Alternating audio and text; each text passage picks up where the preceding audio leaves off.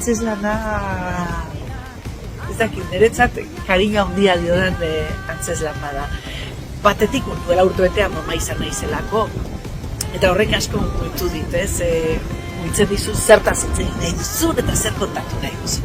Eta gainera, bigarrena da, ez da gauza bat oso garrantzitsua, eta da, aurkitu dut antzerki talde bat, oso gogoko dudana, asko gustatzen nola lan egiten duten Eidabe antzerki taldea, ze konpromiso daukaten historiekiko, ez dute bakarri denbora pasa nahi, ze mama ez da denbora pasatzeko gauza bat.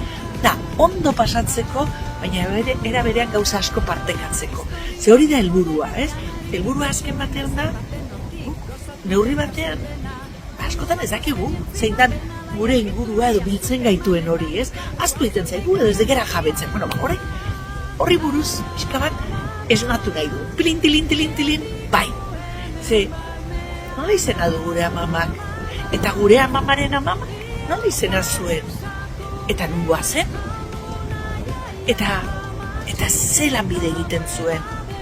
Zertzen arrantzalea? Ala, irakurtzea gustatzen zitzaion? Ez dakizue? Ba, amama antzeslana ikusi behar duzue. Bihotzaren sako